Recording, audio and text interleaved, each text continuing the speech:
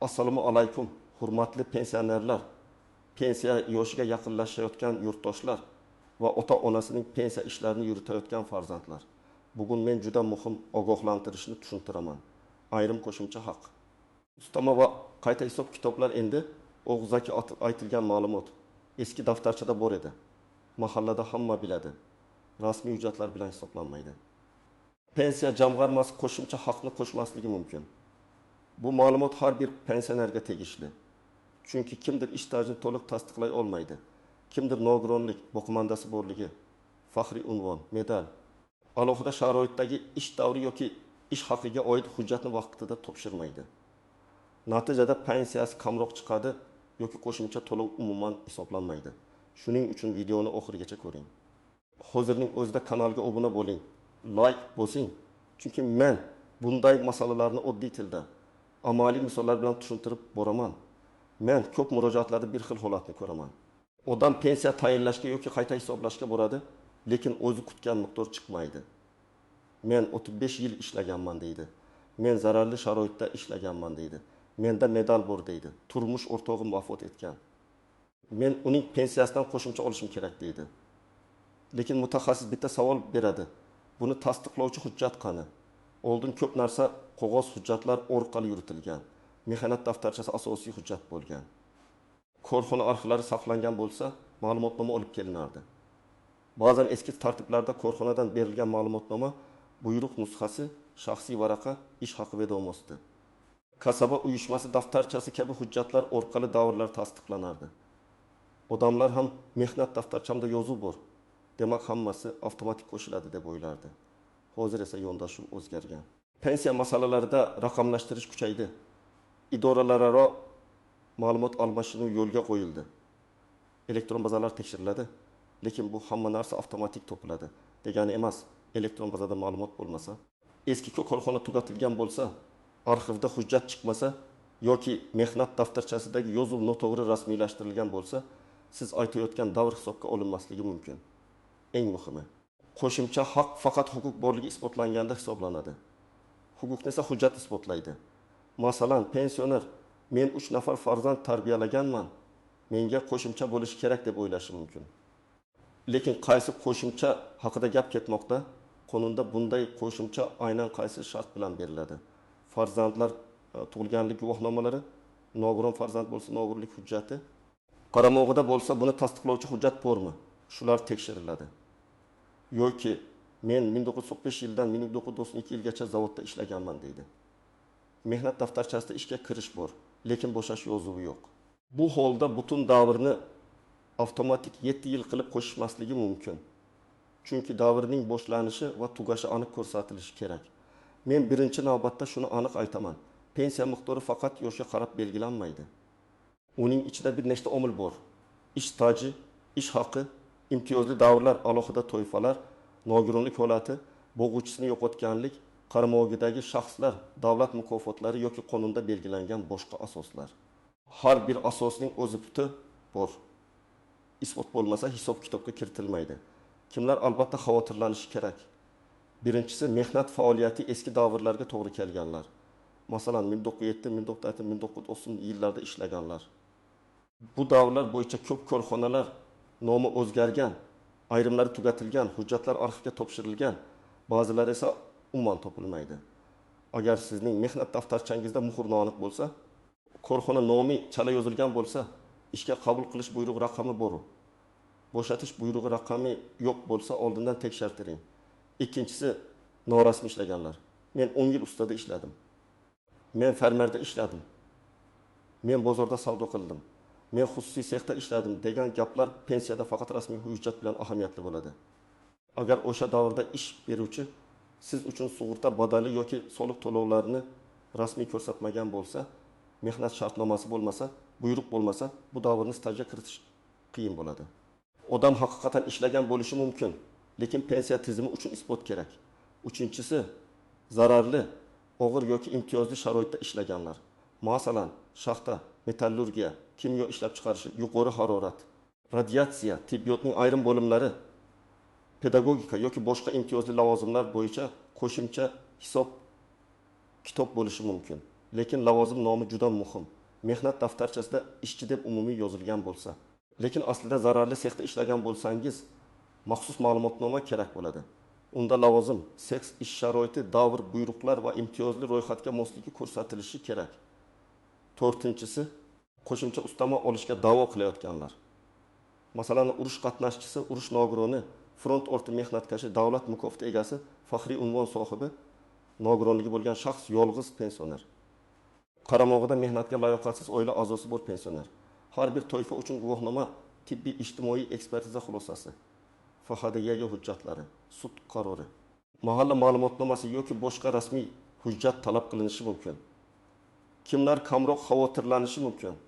Agar sizning barcha ish davrlaringiz elektron mehnat tizimida ko'rinsa, ish beruvchilar rasmiy to'lovlarni o'tkazgan bo'lsa, mehnat daftarchangiz toza va to'liq yuritilgan bo'lsa, tug'ilganlik, nikoh, nogironlik, mukofot, qaramog'idagi shaxslar bo'yicha hujjatlaringiz tartibda bo'lsa, sizda xavf kamroq. Lekin men baribir tekshirtirishni maslahat beraman. Chunki bitta harf xatosi, bitta sana noto'g'ri yozilishi, bitta muhrning o'qilmasligi ham hisob-kitobga ta'sir qiladi. Birinchi misol. Opa 6 yoshda pensiyaga chiqmoqchi. Men 32 yil ishlaganman deydi. Mehnat daftarchasi ochib ko'riladi. 1992 yildan 1991 yilgacha tikuv fabrikasida ishlagani bor. Keyin 1990 yildan 1997 yilgacha bo'lgan davrda bir kooperativda ishlagani yozilgan. Lekin muhr juda xira, bo'shatish sanasi tushunarsiz. Elektron bazada bu kooperativ haqida ma'lumot yo'q. Opa 6 yil ham hisoblanadi deb kutgan.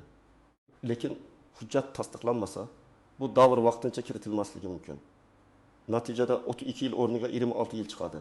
Bu esa pensiya miqdoriga sezilarli ta'sir qiladi. Agar har bir qo'shimcha yil pensiya hisobida ma'lum foiz yoki miqdorda rol o'ynasa, 6 yil yo'qolishi odamning har oy oladigan pulida farq qiladi. Opa keyin arxivga boradi. Kooperativning hujjatlari tuman arxivida emas, viloyat arxivida ekanini biladi. Ma'lumotnoma topilgandan keyingina qayta hisob-kitob qilish mumkin bo'ladi. Ikkinchi misol, aka zavodda 20 yil ishlagan, shundan 2 yilni zararli sexda o'tkazgan. U o'ylaydi. Zavod nomi mehnat daftarchamda bor, demak imtiyoz ham bor. Lekin mehnat daftarchasida faqat slesar deb yozilgan. Qaysi sex, qaysi uchastka zararli sharoitlar ro'yxatiga kiradimi? To'liq bandlik bo'lganmi? Bular ko'rsatilmagan. Pensiya organi qo'shimcha ma'lumotnoma so'raydi. Aka zavodga boradi, zavod nomi 3 marta o'zgargan. Kadrlar bo'limi eski buyruqlar arxivida ekanini aytadi. Agar aka ma'lumotnomani olib kelsa, imtiyozli davr ko'rib chiqiladi. Olib kelmasa, oddiy staj sifatida hisoblanishi mumkin. Imtiyozli qo'shimcha esa berilmaydi. 3-misol. Bir pensionerning qaramog'ida nogironligi bo'lgan, voyaga yetgan farzandi bor. U qo'shimcha to'lov bo'lishini eshitgan. Lekin faqat farzandim kasal deyish yetmaydi. Nogironlik guruhi tek xulosasi farzandning mehnatga layoqatsizligi, birga yashashi yoki qaramlik holati, daromadi bor yo'qligi bo'yicha hujjatlar kerak bo'lishi mumkin. Agar hujjat yangilanadigan turdagi bo'lsa, muddati tugagan bo'lishi ham muammo. Masalan, nogironlik muddati yilga belgilangan, lekin qayta ko'rikdan o'tish kechikkan. Shu oralikda qo'shimcha haq to'xtashi yoki hisoblanmasligi mumkin. 4-misol. Ota, menda medal bor, ustama olishim kerak deydi. Medalni ko'rsatadi, lekin guvohnomasi yo'q. Ba'zi mukofotlar pensiya ustamasiga asos bo'lishi mumkin. Ba'zilari esa faqat faxriy belgi sifatida qoladi. Eng muhimi, aynan qaysi mukofot, qachon berilgan, farmon yoki qaror raqami, guvohnoma borligi tekshiriladi. Medalning o'zi eski bo'lsa, yozuvi o'chgan bo'lsa, rasmiy guvohnomasi tasdiqlash qiyinlashadi. Bunday holatda tegishli davlat arxivlari yoki mukofot bergan tashkilot orqali tasdiqlovchi ma'lumotnoma olish kerak bo'ladi. 5-misol. Bir ayol eridan ayrilgan. Eri yuqoriroq pensiya olgan. Ayol erimning pensiyasiga o'tsam bo'ladimi deb so'raydi. Bu masalada ham hamma narsa avtomatik emas. Boquvchisini yo'qotganlik pensiyasi yoki boshqa tartibdagi to'lovlar uchun nikoh guvohnomasi, o'lim guvohnomasi, qaramlik holati, ayolning yoshi, mehnatga layoqatsizligi, boshqa daromadlari. Qonunda belgilangan shartlar tekshiriladi. Erim katta pensiya olardi, men ham shuni olishim kerak degan tushuncha noto'g'ri bo'lishi mumkin. Qaysi turdagi pensiyaga huquq borligi alohida aniqlanadi. Men endi ko'pchilik e'tibor bermaydigan, lekin pulga ta'sir qiladigan nozik tomonlarni aytaman. Birinchi nozik jihat, hujjatdagi ism familiya farqi. Masalan, pasportda Gulnora yozilgan, mehnat daftarchasida Gulnara yozilgan. Yoki nikohdan keyin familiya o'zgargan, lekin eski ish davrlari qiz familiyada qolgan. Bu oddiy tuyuladi. Lekin pensiya ishida bir shaxs ekanini tasdiqlash kerak. Buning uchun nikoh guvohnomasi, familiya o'zgarganlik haqidagi ma'lumotnoma, FXDY hujjatlari talab qilinadi. Agar bu hujjatlar bo'lmasa, ish staji bahsil bo'lib qolishi mumkin. Ikkinchi nozik jihat, mehnat daftarchasidagi tuzatishlar. Sana ustidan chizilgan, raqam qayta yozilgan, muhr bosilmagan, imzo yo'q, buyruq raqami ko'rsatilmagan bo'lsa, mutaxassis buni shubhali deb topishi mumkin. Odam aytadi, buni men yozmaganman. Kadrlar bo'limi shunday qilgan. To'g'ri, lekin baribir tasdiqlovchi manba kerak bo'ladi. Shuning uchun eski mehnat daftarchasini ehtiyot qiling. Sahifalarni yirtmang, ustiga hech narsa yozmang, skaner nusxasini saqlab qo'ying. Uchinchi, nozik jihat. Arxiv ma'lumotnomasining mazmuni. Ba'zilar arxivdan falonchi korxonada ishlagan degan umumiy ma'lumotnoma olib keladi.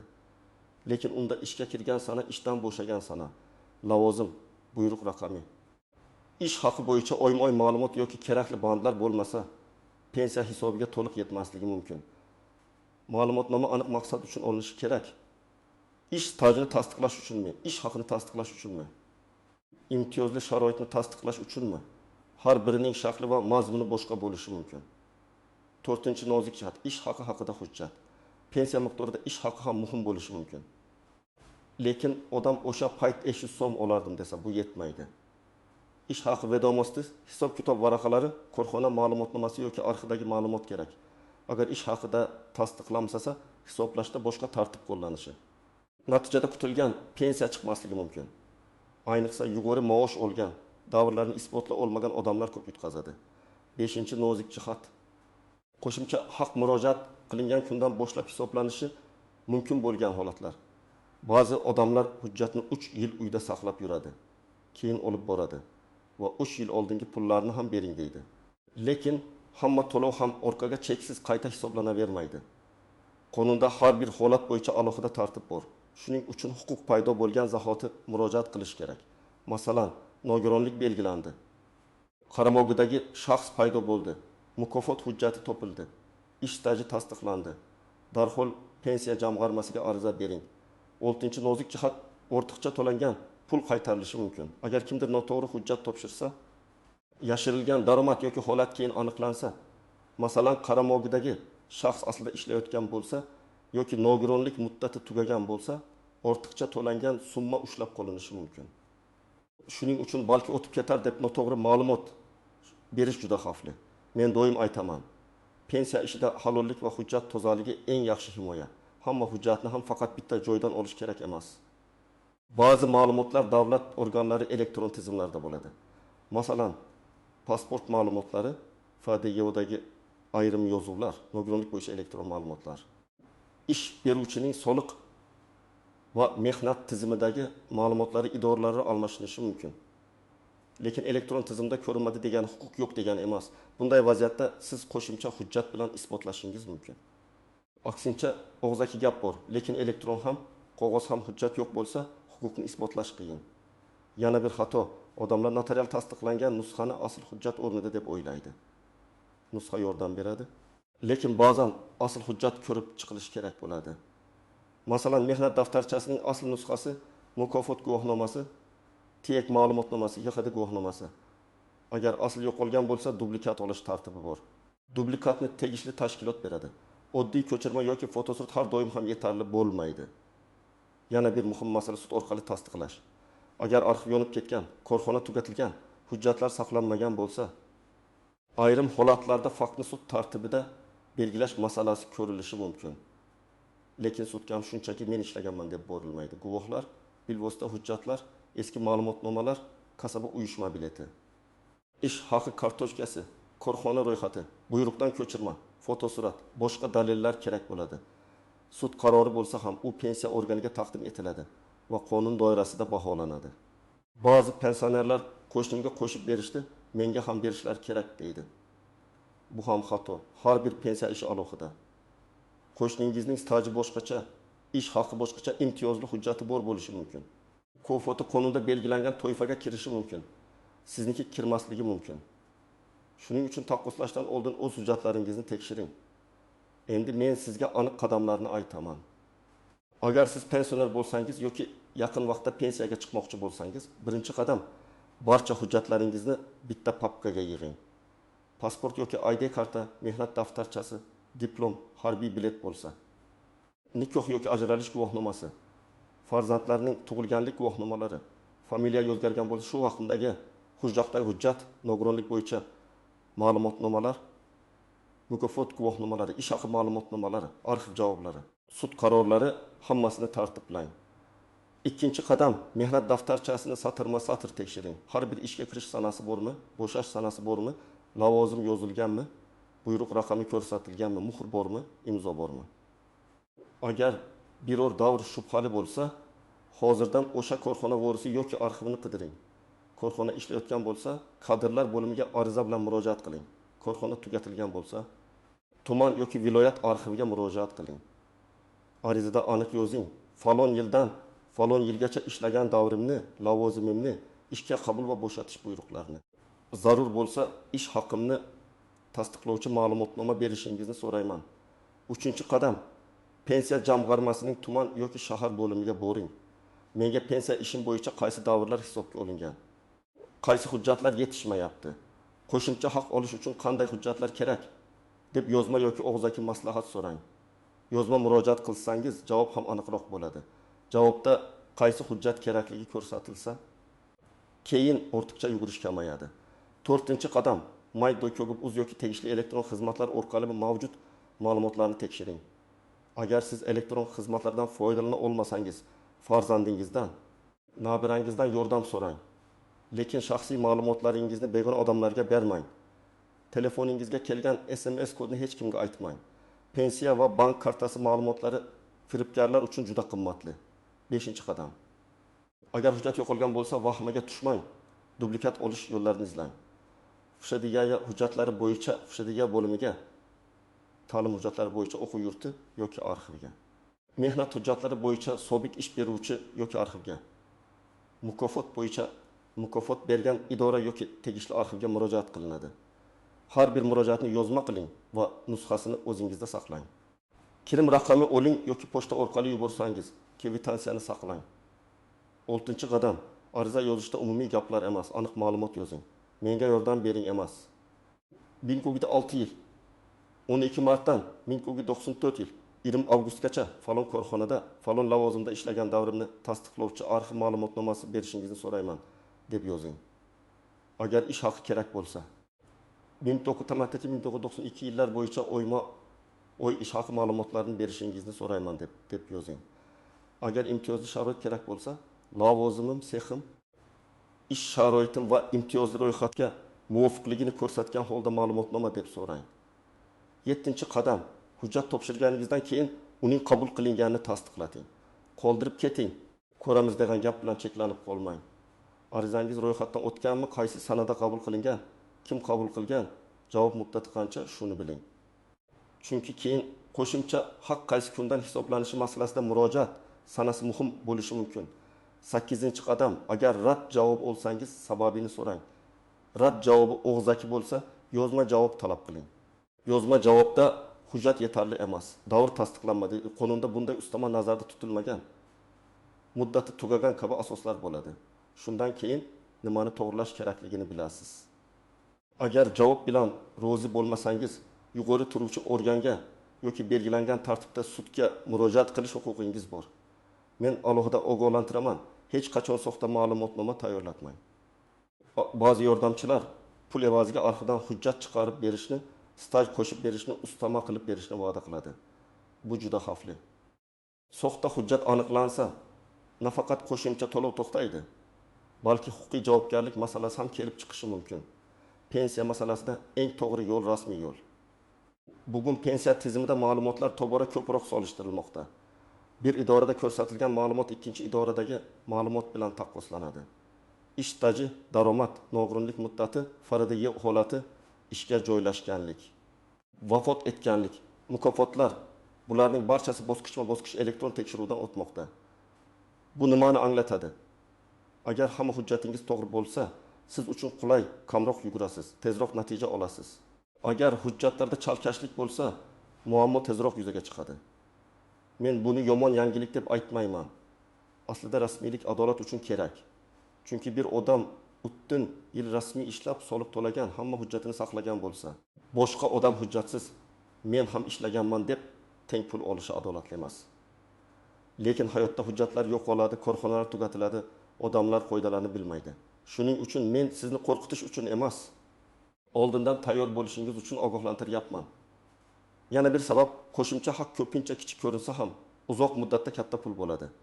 Masalan, oyga 100 ming so'mlik ustama hujjat yo'qligi sababli berilmasa, bir yilda 1 million 200 ming so'm bo'ladi. Oyga 200 ming so'm farq bo'lsa, bir yilda 2 million 400 ming so'm. 5 yilda esa bu ancha katta mablag'. Pensioner uchun har oy dori-darmon, kommunal to'lov, oziq-ovqat, yo'l xarajati bor. Shuning uchun mayli, shunisi ham bo'laveradi deb qo'l siltamang. Bugungi asosiy fikr shunday. Pensiyaga qo'shimcha haq, ustama yoki qayta hisob-kitob avtomatik tarzda hamma aytgan gapga qarab berilmaydi. Rasmiy hujjat bo'lishi kerak. Ish staji bo'lsa, stajni tasdiqlovchi hujjat. Ish haqi bo'lsa, ish haqini tasdiqlovchi hujjat. Imtiyozli sharoit bo'lsa, lavozim va sharoitni tasdiqlovchi ma'lumotnoma, nogironlik bo'lsa. Amaldagi tibbiy ijtimoiy hujjat. Mukofot bo'lsa, guvohnoma yoki rasmiy tasdiq. Qaramog'idagi shaxs bo'lsa, qaramlik va mehnatga layoqatsizlikni ko'rsatuvchi hujjatlar. Men sizga maslahat beraman. Bugunoq hujjatlaringizni tekshiring. Yetishmayotganini aniqlang. Arxivlarga va pensiya jamg'armasiga vaqtida murojaat qiling. Pensiya yoshiga yetgandan keyin yugurishdan ko'ra oldindan tayyorlanish ancha oson. Agar ota-onangiz pensioner bo'lsa, ularga yordam bering. Ko'p keksalar qaysi hujjat kerakligini bilmaydi. Ariza yozishda qiynaladi, elektron xizmatlardan foydalana olmaydi. Farzand sifatida bitta papkani tartibga keltirib bersangiz ham ularning har oylik daromadiga katta yordam bo'lishi mumkin. Sizda shunday holat bo'lganmi? Staj hisoblanmaganmi?